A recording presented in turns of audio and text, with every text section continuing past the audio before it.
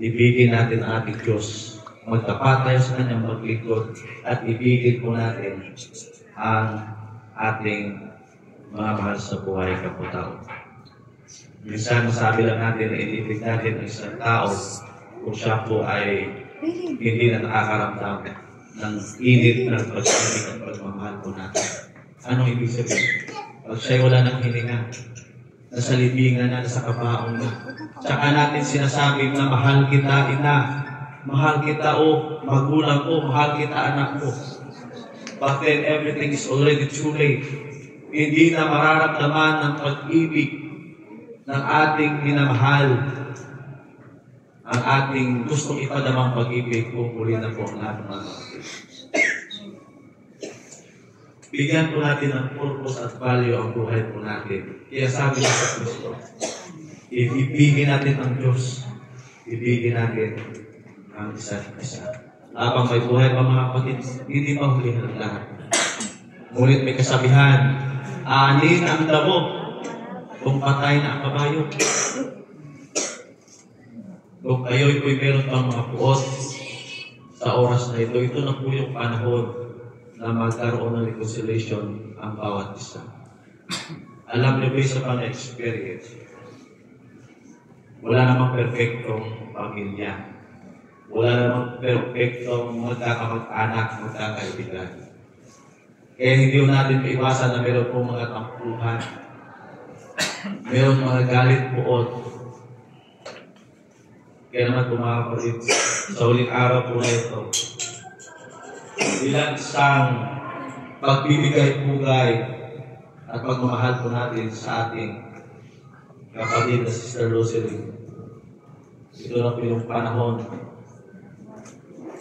to be reconciled, mga kapatid. Hindi ko dinadjudge yung family, bakit alam ko na hindi talaga maiwasan na minsan merong hindi pagkakaunawat, hindi pagkakaintindihan.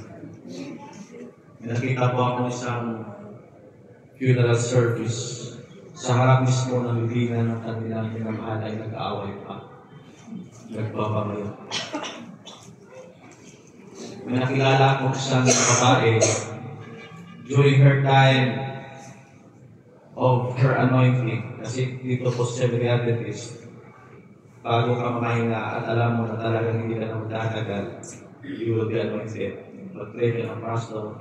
Kaya that will be the time na i-open up mo lahat ng iyong mga graduates, yung mga kahilingan mo sa Panginoon at sa iyong pamilya. But sad to say, itong babae na ito, hanggang sa huling hininga niya, hindi niya makayang matawarin yung tao na kanyang pinagagalitan. Pero sabi niya sa Kristo, we should learn how to love those who hate us. Love your enemy as you love yourself. Kaya naman po mga kapatid, sa buhay po ng isang tao, for us to live is Christ, to live in purpose. It is very simple. Mahalin po natin ang ating Panginoon Diyos. Buong puso, buong kalakasan po natin. Habang tayo'y malusog pa, may pakinabang pa, maglingkod tayo sa ating Panginoon Diyos. At ganoon din, mahalin po natin yung mga tao na kailangan natin mahalin. Ang sabi nga po ng isang matanda doon sa kanyang mga anak, kailan niyo pa ako papakainin ng masarap? Kailan pa ako makakarinig ng mga masasarap na salita? Kailan pa ako makakadama ng inyong yakap kung ako'y nasa kabaong na?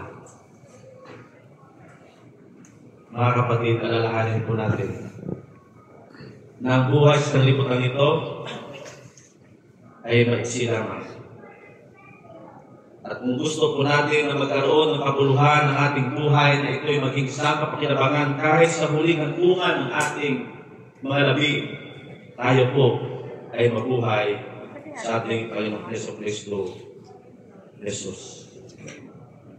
Sa pamagitan po ng mga talatang ito, it is very simple na ang tinitignan ng Panginoong Diyos ay hindi yung ating mapanlapas na anyo o din ating mga puso. Ubaga na doon.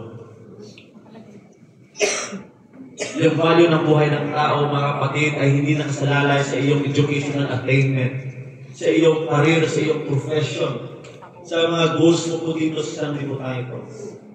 Ang sabi ng Biblia, hindi magiging kapakinabangan ang buhay mo kung ano man ang makamit mo sa sanlibutan ito. Batin, ang sabi niya, magiging maganda ang iyong buhay. Magkakaroon ng value ang iyong buhay kung ikay nabubuhay sa ating Panginoong Hesus Kristo Jesus. Amen.